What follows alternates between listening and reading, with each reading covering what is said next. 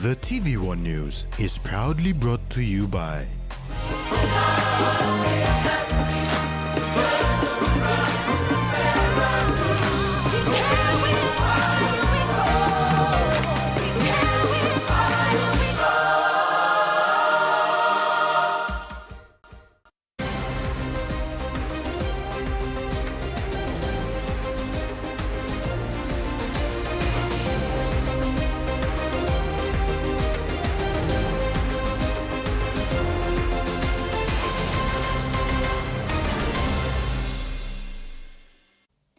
Good evening. This is TV1 News. I'm Maricela Keleton.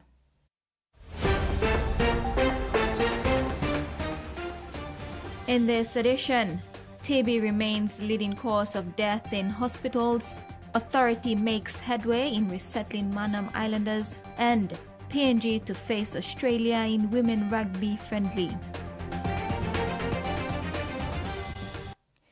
The Deputy Commissioner of Police for Special Operations, Donald Yamasombi, has welcomed the sentencing of a drug smuggler in Australia.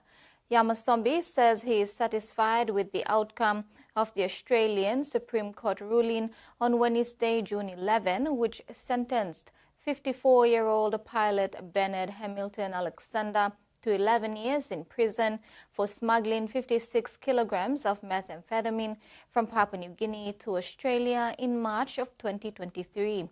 Alexander initially pleaded not guilty and maintained his plea for over a year, prompting Yamasombi and another investigator to prepare to testify via video link. However, the pilot changed his plea to guilty ahead of the hearing, avoiding the need for their testimony.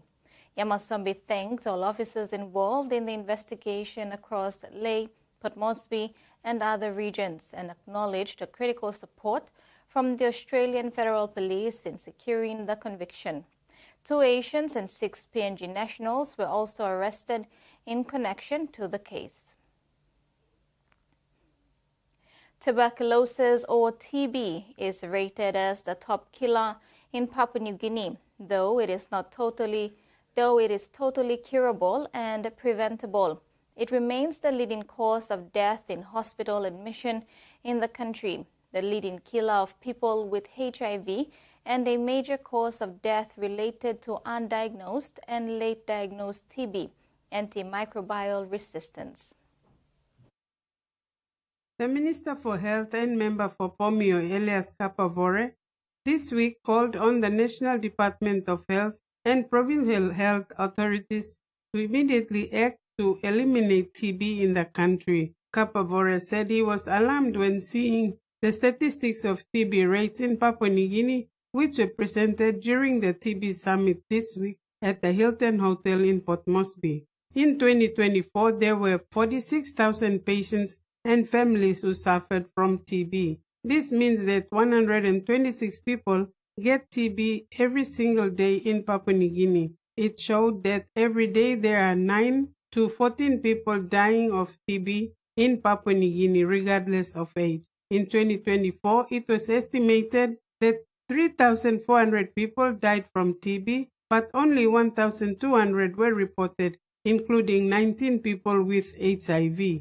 The war on TB was declared by the Minister for HIV, Elias Kapavore, in collaboration with the National Capital District Governor Powes Pakop, and was witnessed by the Governor for East Sepik, Alan Bird. The Governor for NCD is also the Chairman for TB caucus in our country. Chairman for PNG TB caucus.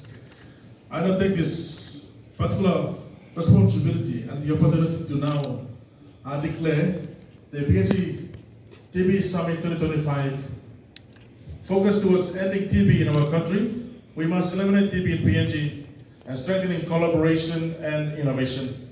The date that we want to see more collaboration will be on the 12th to 14th of August 2025 in Port Moresby. Together, we must join this fight and make this difference to reduce TB in our country. Minister Kapavore urged the provincial health authorities to scale up their action against TB immediately. He said they have no excuse as the government and the donor partners are making financial resources available for them to carry out the fight against TB. Frida Kana, TV1 News. Prime Minister James Marape has reaffirmed Papua New Guinea's global leadership in climate and ocean advocacy following high-level engagements in France this week. Speaking on the sidelines of the third United Nations Oceans Conference in Nice, France, Marape emphasized the PNG's critical role in marine biodiversity and sustainable fisheries, calling for stronger international commitment to climate action, especially from the world's largest carbon emitters. He described PNG as a maritime nation at the heart of the Coral Triangle, home to 7% of global biodiversity and 1/3 of the world's tuna stock. In bilateral talks with French President Emmanuel Macron, the Prime Minister praised France's ongoing climate and forest conservation support, adding that Macron has become a beacon of hope for many Pacific Island nations facing rising seas and ecological loss. Conference, Papua New Guinea was given a preeminent place in the conference, not just by United Nations, but also by the host nation, the government of France. And so our placement was noted by all concerned that we were given a prominent place in our engagements, both at the main plenary sessions as well as in the other meetings that were running. I make commendations to one specific meeting that PNG is a leader on the corals of the world. PNG was the host sponsor of engagement on the corals, and our conversations became quite a leading voice in that space for the preservation of the corals, all in the interest of preserving Earth in its natural state so that sustenance of human life can go on.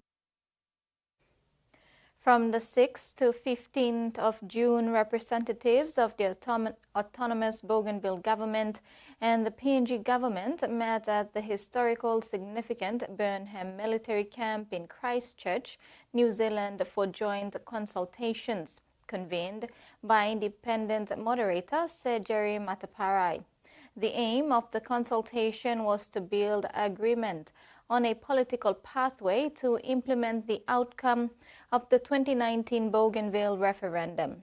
Prime Minister James Marape and ABG President Ismail Toroama opened the consultation, signaling the importance of this consultation at a critical moment in the Bougainville peace process. Over 5 days of deliberation, the parties discussed their shared values and commitments. Delegates recognized the need for a pathway to peace through peaceful means that is homegrown and maintains a close, peaceful, and enduring familial relationship between PNG and Bougainville, shaping what the delegations came to describe as a Melanesian partnership. Parties agreed on core elements of the proposed future political relationship, including the integral role to be played by the bipartisan Parliamentary Committee on Bougainville. The Manam Resettlement Authority has made some progress in the resettlement exercise when they finally brought in 2 newly purchased machines on Tuesday to start work on the resettlement program. The new excavator and bulldozer were bought in from Lae, Norba province, and costed approximately 1.2 million kina. It was a joyous day for the displaced people of Manam Island, currently located in care centers at Potsdam, Asuramba, and Mangem, to witness the launch of the 2 machines brought in by the Manam Resettlement Authority, or MARA. After more than 20 years, they finally see a glimmer of hope, as this signifies a working progress to their resettlement in Andaru. MARA Chief Executive Officer Richard Bayer elaborated that with the inclusion of these 2 machines, their work should speed up with partners in construction, works and Gabusi construction to commence the next phase, which is acquisition of land and settlement. 20 Christmas or Manam Sidal location. This is a camp and so start Sidal Blandaro. Suppose Kamani give the supply money yet. Balila ban tuplo triplo koplamo. Pitaniti one la greda. One la roller. One la lili excavator. Tuplo triplo dump truck. Libla mana. We take you leaders to Manam, you can start, you witness it. Please educate Manam to Libla, Disla, and start the resettlement. It was an emotional event for former Extension Services Manager of Mara, Paul Akuram, who recalled the challenges faced when conducting assessments for over 13 years before retiring. He was pleased to see progress made after he left. Mr. Akuram played a huge role in mediating to awareness campaigns during his time from 2009. He now urges the government to fully show support to the resettlement program and alleviate many challenges being faced by the Manam Islanders within the care centers. Reaction on 2004 or retirement long care centers. No one want to plan long. All one time or post communities conflict become up because no one consideration no human lives, human beings. People there, fellow enemies. And other people from maximum services they pray for. For serious sacrifice, no can come on the project. It's not a luxury game. You cannot help people.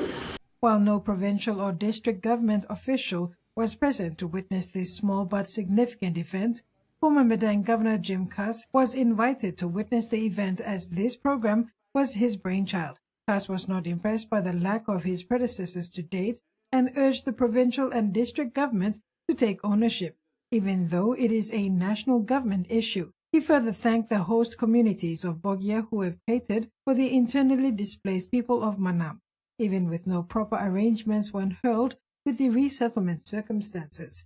I am the father of Emily. Me, come up political party prostitute, long floor of parliament just to get the Manam deal in. I am proud of what I did, and I am not proud of my predecessors or successors to me. Only letting people Manam down, Bogia down. Manam resettlement program is the creation of a huge township with all and every amenities that you can find in Port Moresby could be at Andaru. Dream big, think big plan. Manam Representative Calgary Ferdinand was hopeful that 2025 will be a fruitful year and anticipates resettlement to begin. Works Manager Sakarim Michael indicated continued support in ensuring that work can now progress swiftly for resettlement. Mr. Bayer informed the people that a board is in place to oversee the program as it transitions into the next phase. Board members will include Dr. Figaboga as chairman, provincial administrator, the Archbishop of the Medang Archdiocese, and a member from the Department of Personal Management. It was made clear that after the program is completed, all machinery purchased by Mara will be handed over to the Bogia District Administration. The machines were blessed by the priest of Bogia Catholic Parish. Carol Kidu Jr., TVWAN News. In Port Moresby yesterday, Prime Minister James Marape paid homage to the founding fathers of the Pangu Party on the eve of the 58th anniversary, describing it as the political force that paved the way for Papua New Guinea's independence and national identity. The Prime Minister made these remarks ahead of the official anniversary on June 13, reflecting on the pivotal moment in 1967 when a group of young and determined Papua New Guineans formed the party under colonial rule. At a time when the country was deeply divided by language, region and custom, Pangu Party emerged with a single vision to unite the territories of Papua and New Guinea into one sovereign state. Marape said the courage and determination of the founding members laid the groundwork for self-governance and independence, warning that any delay beyond 1975 could have led to a fragmented national identity. Those of us in the current public government, we owe it to those who came before us, giants of our country, lest we forget. Whilst today's generation may see 19 seamless transition from an Australian administration to a truly indigenous administration in 1975 as something that happened, lest we forget the work behind the scene put by giants of our land. TVWAN News continues after the break. Stay with us.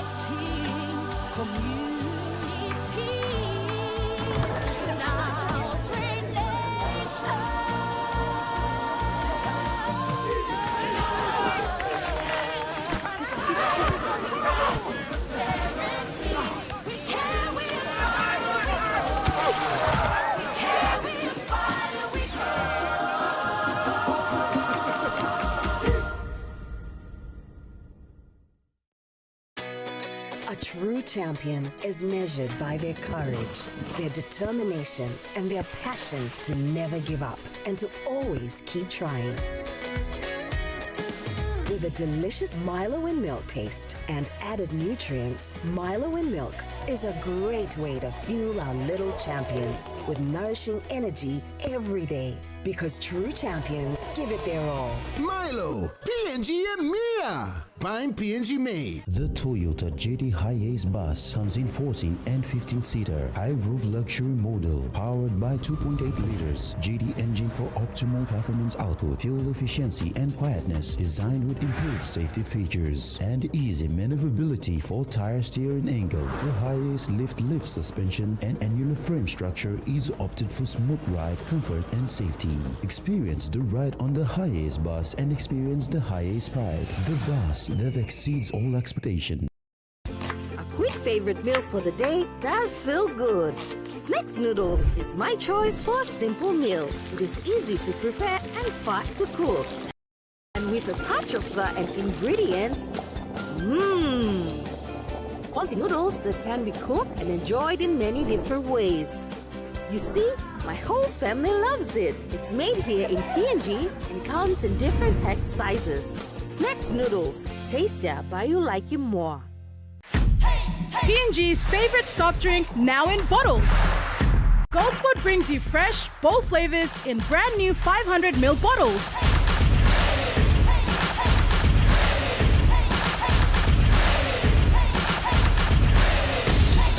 Taste the rainbow. More freshness, more flavor, more fun. Lime, orange, raspberry, and pineapple. Proudly made in PNG. Proudly Goldsport.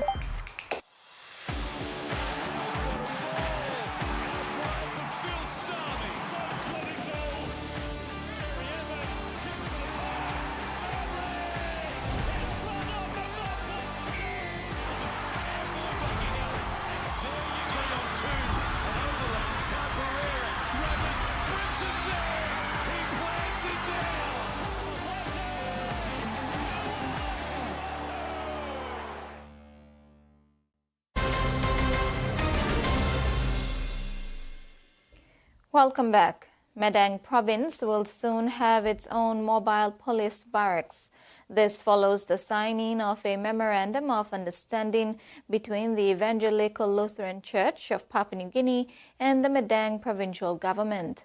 The MOU is to allow the Madang provincial government to develop Asua Land Portion 848 for the construction of the Madang police barracks, which worth 15 million kina. Madang Acting Provincial Police Commander Superintendent Robert Baim was relieved that the signing took place and stated that this now paves the way for work to begin on the 40-man police barracks project.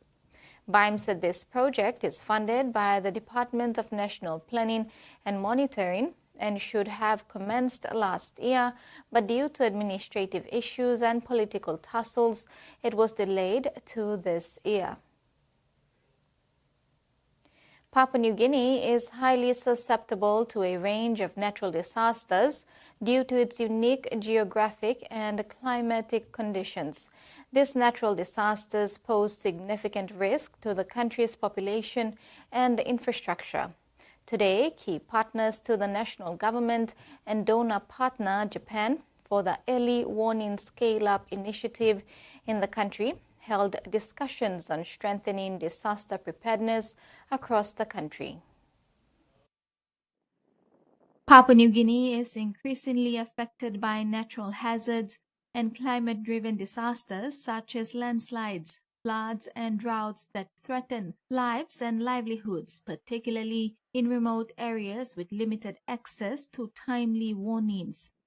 With support from the government of Japan, the International Organization for Migration is scaling up people-centered early warning systems and strengthening disaster preparedness across Papua New Guinea. This includes interventions such as community sirens, early warning messages, and upgrades to emergency operations centers. Today, key partners highlighted the efforts that have been undertaken to scale up early warning systems and disaster preparedness. Like the way we don't see or go down the path is how the students do it. The key agencies are not sitting at the NEMA have a structure, but it's because we do not want to be stepping on each other's toes. Because when it comes to disasters and the coordination, the technical agencies are out of it. We just provide the information and the hazards to NEMA. When I try to analyze the situation, I saw that there is a gap in providing ground truthing reports so that you get reliable early warning system. In some parts are already affected, and the weather tells us that no, this place is raining, but actually it's not raining, it's dry. So these areas that we have identified and want to build the capacity. So through this program, we are supporting the National Weather Service to fund 20 AWS automated weather stations. Every day, as I said, every day we get phone calls from boat owners, boat skippers, or even seafarers who wants to travel out this, and I want to get on this boat. I want to know what the weather is like. So with the help of National Weather Services, we inform the boat or the seafarers that what the weather is like. And as we speak today, we have a workshop going on in Morobe province. There we are launching our climate resilient green growth strategy document for the Morobe province. Early warning systems and disaster preparedness are critical components of disaster risk reduction strategies, playing a vital role in saving lives, protecting livelihoods, and enhancing community resilience, especially in disaster-prone regions like PNG. Many of you are aware that Papua New Guinea experiences disasters almost on an annual basis. According to our data, on average, PNG experiences 3 to 4 disasters or emergency situations that trigger the need for international humanitarian assistance. But what we are trying to say from the National Weather Service perspective is we are doing this for our people to save life and to minimize loss through properties. This early warning scale-up initiative in PNG aligns with the national government's efforts to enhance integrated early warning systems and building resilience. Member for Sumkar and Vice Minister for Petroleum Alexander Ome this week welcomed the arrival of MV Scorpio, a newly acquired landing vessel purchased by the Sumkar District Development Authority to enhance sea transport and service delivery across the district. MV Scorpio successfully completed its maiden voyage, sailing from Port Moresby to Alotau and arriving in Medang on the 8th of this month, under the leadership of Captain Tom Maub and a two-man crew. The vessel was purchased at a cost of 1.3 million kina from Lamana Development Corporation.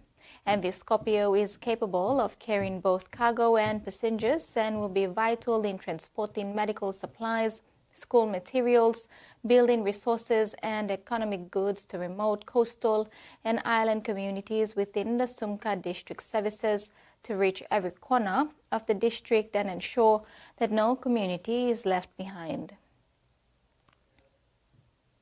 The Port Moresby Nature Park has marked a major milestone, 13 years of environmental conservation, education, and community engagement.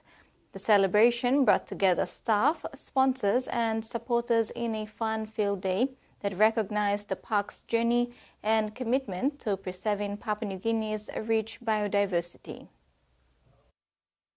Port Moresby's iconic nature park has turned 13 years old, a milestone that not only celebrates its age, but its impact in promoting conservation and education across Papua New Guinea. On Thursday, June 12th, park staff marked the occasion with the first ever Nature Olympics, a friendly challenge featuring games and activities to strengthen teamwork and celebrate their shared mission. Park CEO John Paul Houston said in a statement that this day was not only to celebrate the park's 13th birthday, but also the tireless dedication of the staff, support of their donors, and the love of the community. The event was rounded off with a cake and brunch, donated by a longtime park supporter, a symbol of unity and appreciation. To all that come to the park or work at the park, they see this wonderful place as more than a park, but a place of learning, care, and a connection with nature. As the Port Moresby Nature Park steps into another year, its vision for a greener, more aware community remains stronger than ever. 13 years of dedication to conservation and community, and the Port Moresby Nature Park continues to grow as a treasured space for both people and wildlife. Carol Kiru Jr., TVWAN News. And now the finance news. The Kina closed lower at $0.2432 in the interbank market. At Bank South Pacific, Kina was buying $0.2357 $0.3582 Australian dollars, $0.1954 euro, and 33.44 Japanese yen. Looking at commodity prices at New York close, gold, cocoa, and crude oil closed higher. Coffee and copra closed lower, and palm oil and copper closed the day unchanged. On the stock market, the Dow Jones closed higher, ASX closed lower, and all ordinaries closed lower as well. You're watching TV1 News. We'll have news from abroad when we return. Stay tuned.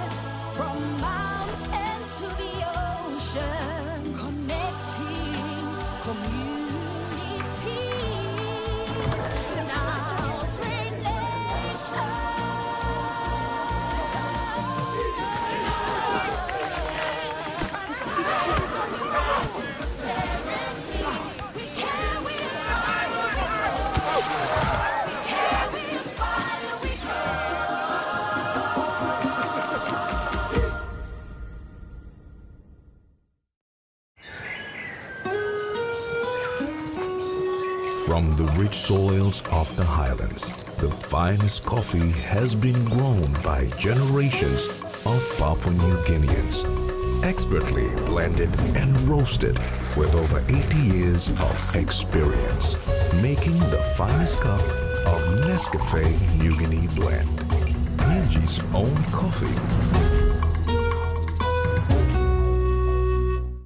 Ton, hino ton. Uririwon boko. If you can't stop thinking about the Hino range of trucks, then you better drive one today. Hino. Ton.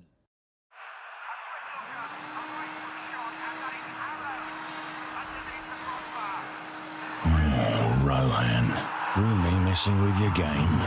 Time to sweep him out of the room.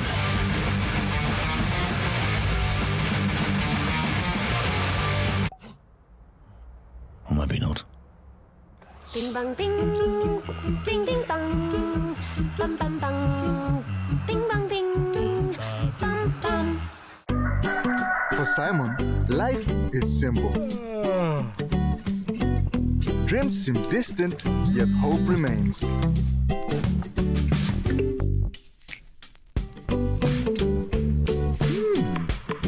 One ticket, one dream. Simon's world changed forever. Yes! From small dreams to big possibilities.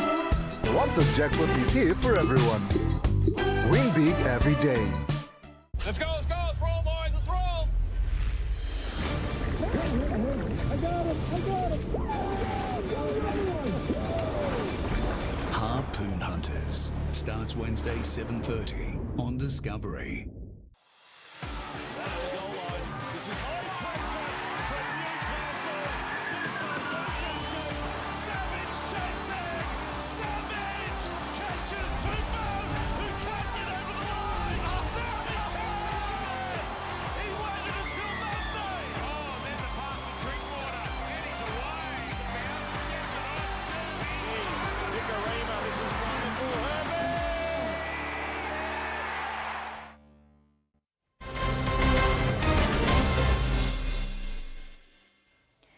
Welcome back. In news abroad, traumatic scenes have played out across the Indian city of Ahmedabad as families of those on flight A171 arrived at hospitals desperate for information about their loved ones. The flight was moments into its journey to London when it sent a mayday call to local aviation authorities early Thursday afternoon.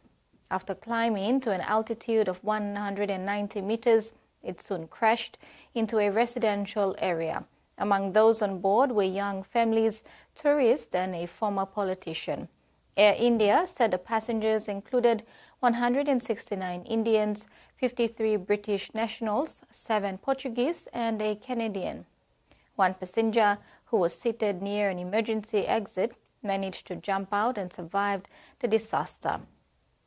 Air India is flying families of those who were on board to Ahmedabad in the state of Gujarat to be close by as investigators piece together shreds of evidence as to what caused the pilots of the plane to issue a mayday call. Police suspect a couple found dead on Sydney's northern beaches died in a domestic violence murder-suicide. It's believed the man and woman died several days ago. The ABC understands the man had a history of domestic violence offences. In a granny flat behind this grand Northern Beaches home, police discovered a horrifying scene. With the assistance of Fire and Rescue New South Wales, entry was forced into the premises, and on arrival they found 2 people who had deceased. It's believed the couple had been dead for several days before a neighbour called police to report they hadn't been seen since Saturday. Police arrived about 9:30 last night, where they found a man in his 40s and a woman in her 50s with stab wounds. They have got lacerations to them. I can't give you any more details about what their cause of death or the level of injuries. Detectives suspect they died in a murder-suicide and are not looking for a third person. The 2 occupants were known to the New South Wales Police, but there was no history of domestic violence in New South Wales. The ABC understands the man did have a history of domestic violence offences in Queensland. Neighbours on the Forestville street said the couple mostly kept to themselves. She was always friendly and smiled. I didn't ever really see her with a gentleman. I only ever saw her alone. Yeah, it's just sad that, someone's experienced that. The couple had been renting the granny flat for about a year and had been living in New South Wales for several years. They were known to Sydney Police for minor offences. Their 2 dogs and a cat were rescued from the scene and taken to a local vet. Police are urging anyone who witnessed suspicious activity on the street in the past 4 days to come forward. The United Nations nuclear watchdog has declared Iran in breach of its non-proliferation obligations on Thursday for the first time in almost 20 years. The International Atomic Energy Agency's findings could set in motion an effort to restore UN sanctions on Tehran later this year. Since Iran bristles at resolutions against it, it is likely to respond with a nuclear escalation that could complicate the current talks between Iran and the US aimed at imposing new curbs on Iran's accelerating atomic activities. The resolution also comes at a time of particularly heightened tension, with the US withdrawing staff from the Middle East. US President Donald Trump has warned the region could become dangerous, saying Washington would not let Iran have nuclear weapons. Landholders are ramping up a campaign for Manus Lake Dam to be demolished. The dam has contained blue-green algae for about 7 years. The local council is considering the feasibility of transforming the dam into a wetland. It may seem like a picturesque landscape, but Manus Creek in the Snowy Valleys is plagued by toxic blooms of blue-green algae. We used to swim in this every night. We had a barbecue and a picnic area. The family swims ended in 2017 after the algae showed up in tests. My daughter has been diagnosed with chronic inflammatory response syndrome. She had 6 months off school last year. When several doctors' appointments produced inconclusive results, the McCalls ended up contacting a naturopath who diagnosed Charlotte with the disease. SIRS is not a registered illness in Australia, meaning it's under-researched. With the dam gone, a nice wetlands here, will make it a lot better place.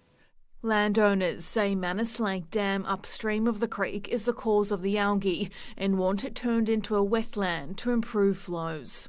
There'll be still swimming, fishing, everything will be here and it'll be a lot better area. Blue-green algae can produce a range of different toxins which can cause issues to humans, particularly for a drinking water supply. It's not just an issue here. The blue-green algae that develops in this dam flows onto many other catchments in southern New South Wales, all the way down to the Murray. The local council owns the dam and has commissioned several reports to find a solution. The latest suggests it would cost up to $13 million to knock it down. We're not experts, but we're going to experts to try and get some really good advice about how to handle this problem. Despite the price tag, a return to wetland is still an option on the council's agenda. The New South Wales Auditor General has delivered a damning report into the state's poker machines. He says the number of pokies in the state is growing and authorities aren't doing enough to minimise harm. When the Minns government was elected, it vowed to take action on poker machines. New South Wales Labor will deal with, undoubtedly, the issue of problem gambling in New South Wales. Now, the Auditor General says the issue has worsened. He's been scathing of both the department responsible for gambling and the Independent Liquor and Gaming Authority. The department and ILGA regulate gaming machines in a structured and consistent manner, but are not supporting harm minimisation outcomes effectively. The strategy does not have a sufficient focus on the areas that are considered high risk for gambling harm and does not set any targets for reducing harm associated with gaming machines. The Auditor General found, despite government policy to reduce the number of pokies, the state has 1,000 more than 3 years ago, and the tax revenue keeps going up, with the lowest socio-economic areas of Sydney recording the largest share of losses, which hit a record $8.4 billion last year. 63 cents in every dollar going through a poker machine comes from someone addicted. If America's blind spot is guns, New South Wales' blind spot is gambling and the harm it causes. The government's own budget papers foreshadow a 25% increase in tax from gaming machines in the next 4 years. Among the Auditor General's recommendations are that clear harm minimisation targets are established and licence conditions are regularly reviewed in high-risk areas. The state government has accepted all of the report's recommendations. The government argues in time its policies will reverse the trend. You're watching TVWAN News. Sports is next. Stay with us.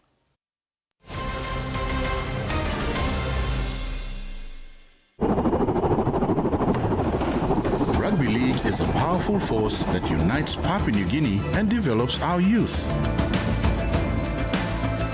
Through partnerships with the PNG LNG Kumals, Grassroots Rugby League and Justin Olam, we aim to instill skills to last a lifetime. I'm community blue. When it's a new welcome, I'm a community. You must also community. When we invest in people, we invest in tomorrow's possibilities. Use Savetu Olsem condom and one way where you can abrusim seek HIV, STI na unplanned pregnancy. Tingim, use him condom long right plaway. Stop safe na look out him you yet. Use him condom all get a time. Suppose you know save long HIV status long partner blog you or suppose you got plenty partner. Use him condom good all get a time. Long haborus him seek HIV, STI na unplanned pregnancies. Use him condom banis him you yet na future blog you. This platok save ikam long National AIDS Council Secretariat. Digital Business. We help grow your business with secure, reliable and cost-effective ICT solutions. We will manage your technology so you can power your vision for your business with the best solutions to offer. Accelerate your business growth with Digital Business Cloud Solutions with cloud platform services, disaster recovery as a service and backup as a service. Talk to our cloud solutions experts today. Digicel Business. Better solutions for better business. PNG's #1 sports channels, TV1 Sports, TV1 Sports 2 and 3 are in the 40-channel Digicel prepaid pack. With a spin with a shot, it is a rocket! Watch these 3 TV1 Sports channels along with 37 other great channels.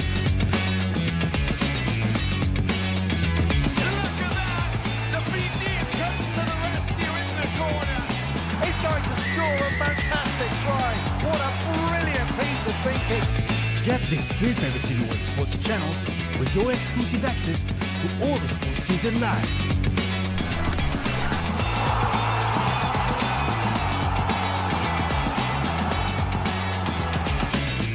Don't miss out. Stay up to date and watch all the action. Subscribe now on the 40-channel Digicel prepaid pack for 1, 7, 40 or 30-day plan and enjoy the 40 channels of world-class entertainment and live sports. Dial *515# to subscribe now. Digicel TV. More channels, more choice, more value.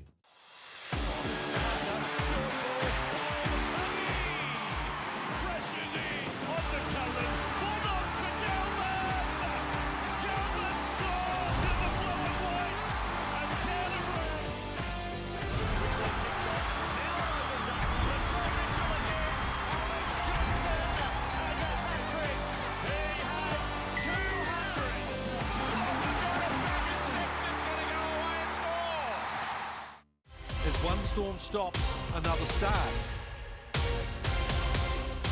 Nice pass off. Here's Savia and some space. Still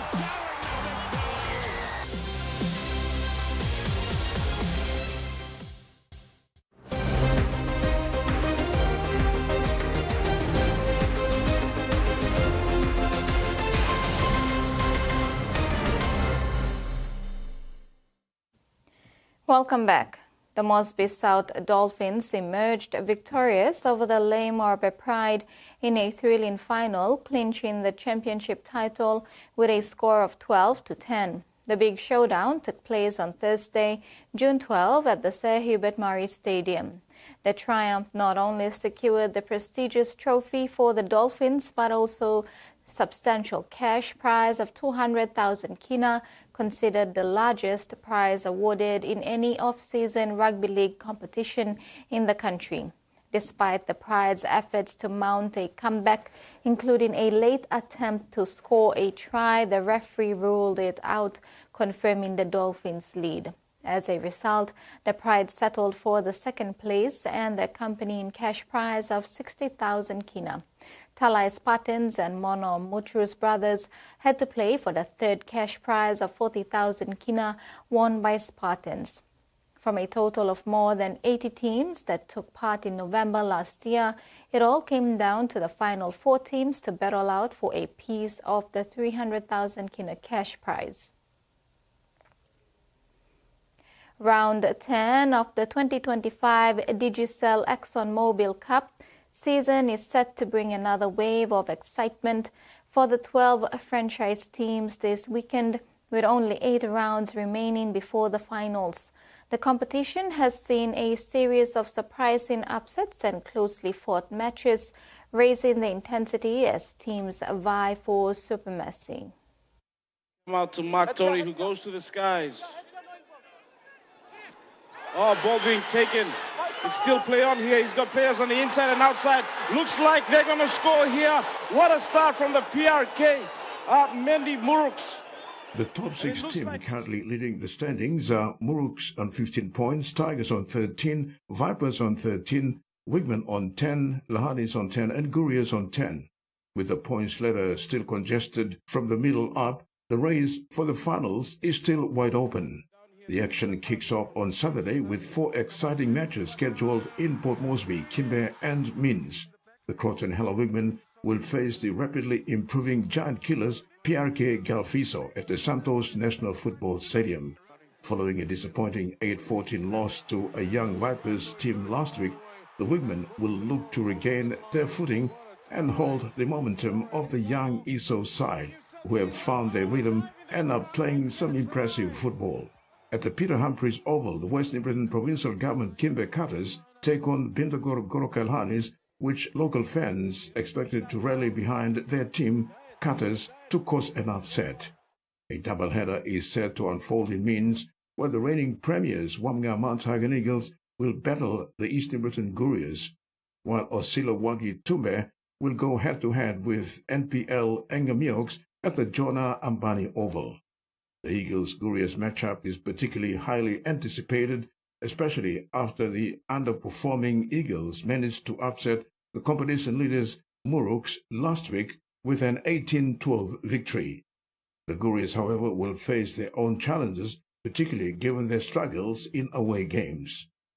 On Sunday, rugby league fans in Leh are expected to turn out in droves for another thrilling doubleheader. Both home teams, PRK Mendi Muruks and Leh Snakes Tigers, will look to bounce back from tough losses in round 9 against Eagles and ESO respectively. Fans can anticipate an exciting finish as these two teams aim to reclaim their competitive edge. Terry Longwood, TVWAN Sports. The Papua New Guinea Rugby Football League women's team will take on the Australian Defence Force Women's Rugby League team this Sunday as a double-header prior to the Host Plus Cup Round 13 match between SP PNG Hunters and the Sunshine Coast Falcon Jets. The Papua New Guinea Rugby Football League Women's 13 team are currently in camp. Players are of national interest for the 2024 Santos Cup and NRL Bid Championships. Head coach Tani Norris announced Belinda Guamasun and Lila Keroa as co-captains to lead the women's team on Sunday, and added that the invitational match will allow our domestic players with game time against the ADF side as they prepare for the pre-season for the Santos Cup, which kicks off in August. PNG RFL Women's 13 have been in camp since last Sunday, with players also attending the PNG RFL Better program in their activities this week. PNG RFL Women's 13 versus ATF Women's Rugby League will be live telecasted on TVWAN 2, 1 p.m. The PNG RFL Women's 13 will also have another international match against the Brisbane Broncos NRLW's team next week, Sunday 22nd June. The squad is Malamak, Jenny Wesley, Belinda Guamasun, Jacinta Jerry, Liana Allen, Gail Manove, Delilah Aose, Rolanda Joseph, Melly Joe, Yolanda Tautea, Martha Molovia, Lila Keroa, Josephine Howard, Deborah Kitipa, Skylin Seal, Ruth Gende, Tasha Strom, Belinda Parker, Seroga Sabume, and Joyce Hobart. Terry Longwood, TVWAN Sports. Cricket Papua New Guinea, Cricket Australia and the Australian government have announced the inaugural Pacific Oz Sports Cricket Invitational, which will be held at a mini park in Port Moresby from Sunday 15 June to Saturday 21 June. The T20 tournament, supported through the Australian government's Pacific Oz Sports program, will see the women's national team, PNG Lewas, face off against visiting teams from Vanuatu, Samoa and the Australian Indigenous women's team in what promises to be a thrilling celebration of women's cricket in the Pacific. The arrival of former Australian national coach Tim Nielsen as part of Cricket PNG's development team has also brought fresh energy and structure to the Lewas training and preparation, raising the team's standards and long-term ambitions. PNG's Premier Soccer League launched the 2025 season yesterday with 11 teams registered to participate in the tournament. Blue Kumuls and Kula FC are making their debut as two new teams to the competition. Blue Kumuls FC and Kula FC will be debuting in the PNG Premier Soccer League this weekend against seasoned football clubs. At yesterday's competition launch, President of PNG Football Association John Capinato welcomed the two teams into the PNG football competition and urged them to put up competitive performances against the competition's regular clubs. Capinato said the PSL has grown from strength to strength since 2006. The inclusion of the 2 new football clubs indicates the vision PNG Football Association has in expanding the PSL. The PNG Football Association president extended gratitude to sponsors, football clubs, players and fans for the continued support as they set out for another promising year of football. The competition kicks off tomorrow in Lae and in Port Moresby. At PNG Football Stadium in Port Moresby Strikers welcome newcomers Blue Kumul FC before Gulf Komara FC play United Highlands FC to round up the double-header. In Lae City Dwellers play Lae City FC. And on Sunday, Star Mountain FC meet Admiralty Island FC at the PNG Football Stadium, and FC Morobe Wawens host another newcomers, Kula FC in Lae. Defending PSL champions Hekari United FC is on bye. Rex Litter, TV1 Sports. That's it for sports. We'll now have the weather forecast.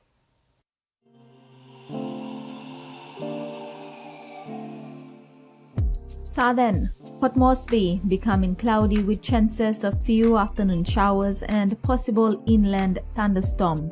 Daru, cloudy periods with some showers and possible thunderstorm. Momase, Lae, partly cloudy with chances of few showers and possible thunderstorm. Madang, cloudy periods with possible showers and thunderstorm. New Guinea Islands, Kavieng, Kokopo and Rabaul, cloudy periods with some rain showers and thunderstorms. Highlands, all centers, cloudy periods with some showers and a possible thunderstorm. Coral Seas, seas moderate to rather rough with southeast to easterly winds of 10 to 25 knots. Solomon Sea, seas slight to moderate with east to southeasterly winds of 10 to 20 knots. Bismarck Seas, seas slight with southeast to easterly winds of 5 to 15 knots. Pacific Ocean, seas slight with east to northeast winds of 10 to 15 knots. Waters of southern PNG Indonesian border to Daru, Kiwai Island, Kerema, Yule Island, Hood Point to Samarai, seas 0.5 to 1.5 meters. And waters of Finchafan and CSC Island to Long Island to Madang, seas 1 to 2 meters.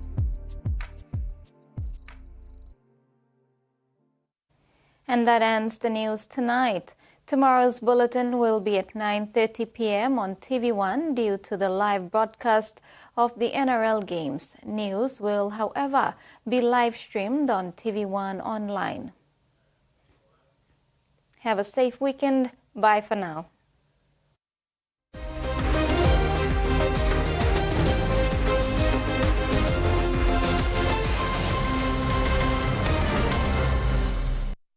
The TVWAN News was proudly brought to you by